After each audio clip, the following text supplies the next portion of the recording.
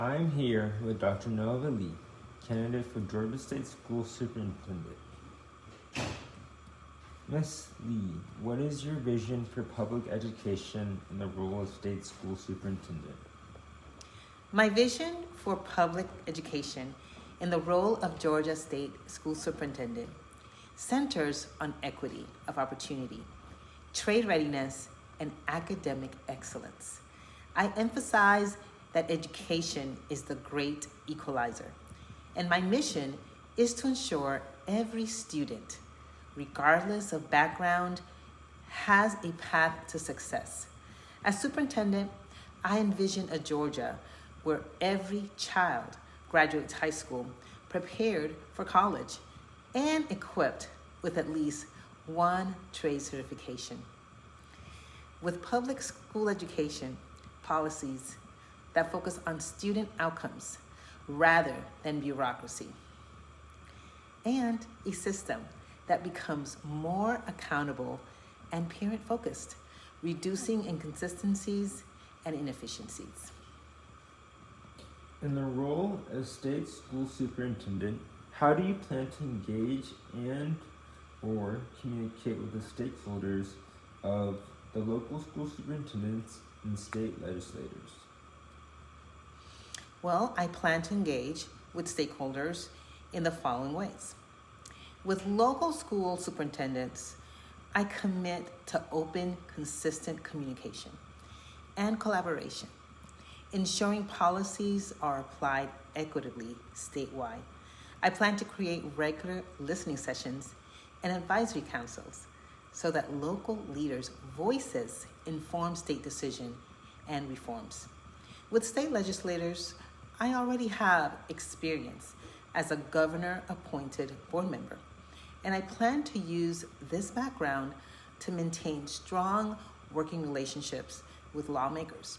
My approach emphasizes aligning legislative priorities like school choice, literacy, and workforce readiness with the practical realities faced by schools, ensuring laws translate into meaningful improvements at the local level. Given the complexity of HB 268 school safety, what do you believe are the most important parts of this new law? And how will you support local school systems as they navigate these new requirements? Good question. HB 268, Ricky and Alyssa's law, is a comprehensive school safety and student well-being law. It was passed in 2025. It was largely spurred by the September 2024 shooting at the Appalachia High School, and it aimed to strengthen coordination between school systems, law enforcement, and mental health systems, while mandating specific safety infrastructure and processes in public schools. While HB 268 adds complexity to the school safety governance, I would focus on three priorities: clarity and implementation, simplifying compliance guidance so every district understands its responsibilities, funding and training, advocating for adequate resources to implement the new safety measures effectively, and I will also implement communication. I would maintain open channels between state and local levels so that feedback on practical challenges informs statewide policy. School safety is always the top priority for every school district. What role does the state school superintendent and/or state department have in school safety? Again, another great question. My role as a state superintendent in school safety is that safety is non-negotiable and must be prioritized alongside learning. The state superintendent's role, as I expressed through my broader themes of consistency and accountability, includes setting uniform standards and ensuring each district adheres to them. I also believe in coordinating with law enforcement, emergency management, as well as legislators.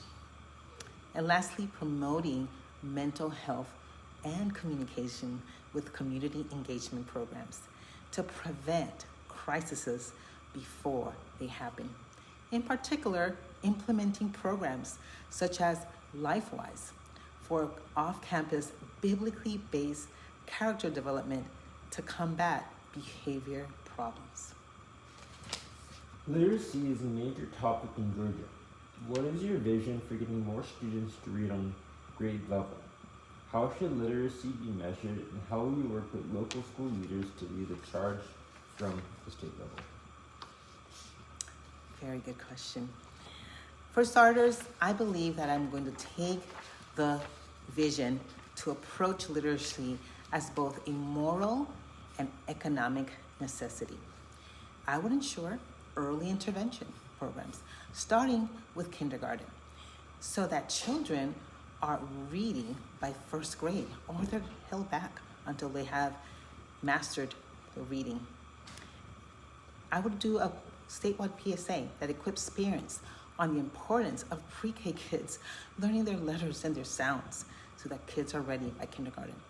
Integrating trade and technical reading materials for the older kids, sophomores and juniors in high school years. That way they can connect literacy to real world skills. And lastly, literacy measures not just by test scores, but functionally comprehension and real life application. Last, I would also partner with local superintendents and teachers so that we can have empowerment for them to reach their literacy initiatives and state level support, shared accountability. This would be my vision. School choice is a national and state debate. As the leader of the Georgia Department of Education, how will you ensure that public education is protected? Public education and school choice do not have to be mutually exclusive. In Minnesota, for instance, they have several public Montessori schools available throughout the state. Florida has 736 charter schools to our 96. They rank number 1, we rank 38. Georgia has very low ratios of magnet schools compared to other leading states. I strongly support school choice. I also emphasize the importance of public education and that it remains essential. I advocate for balanced models, which includes parent empowerment to choose the best environment for their children. I also believe that we have to have public schools adequately receiving funding and have more flexibility to innovate and remain competitive. And by advocating for an expansion of scholarship amounts and eligibility, I promote fairness and the idea that education funding should follow the child, not the institution. The largest expenditure in our state budget, which is appropriated to the state legislature, goes to education. The collaboration between the state school superintendent and our state legislators is essential to advocate for K-12 educational success. Do you have experience advocating for public education, and do you have plans moving forward to ensure adequate funding of public education in Georgia? I actually do. For starters, when I collaborate, I believe in collaboration with legislators for adequate funding. I bring direct experience advocating for education at the state level, both through my service on the Department of Community Health, as well as a vocation school CEO. My plan for funding involves advocating for equitable per pupil allocations, ensuring career and trade education receives the same financial attention as college pathways, and also using data-driven accountability to demonstrate return on investment for every tax dollars, ensuring that schools, not administration, receives the bulk of education funding. Given the financial challenges that Dublin City schools, as well as other local school systems face, how will you work with local school systems to assist and maintain solid financial footing? Very good question. I believe that when helping local schools maintain financial stability, first, let's address the elephant in the room. Richard Woods, and not the superintendent of Dublin City Schools, should have been the person to take the fall for that financial mismanagement. Woods was at the helm from its inception. Given the financial struggles of systems like Dublin City Schools, my approach includes providing state-level financial guidance and auditing support. I would do this to ensure transparency. I would encourage partnerships between local education agencies and private or nonprofit sectors for resource optimization. And lastly, I would promote school choice and trade education. I would do these with partnerships that can attract additional funding streams to the state.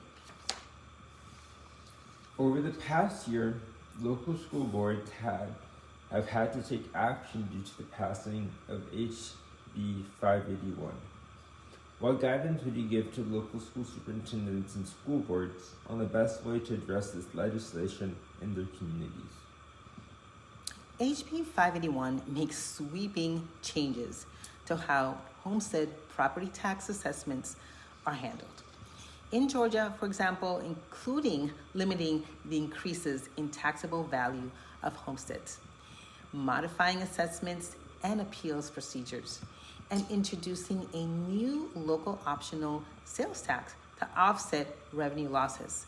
My guidance regarding HB 581, which affects local boards and superintendents' budgets, emphasizes transparency. I would engage communities early to explain the law's intent and implications. Also, unity. I would encourage collaboration between boards and superintendents to align local decisions with student outcomes. And lastly, consistency. I would enforce or reinforce that state policy should serve as a guide, not as an obstacle to local autonomy.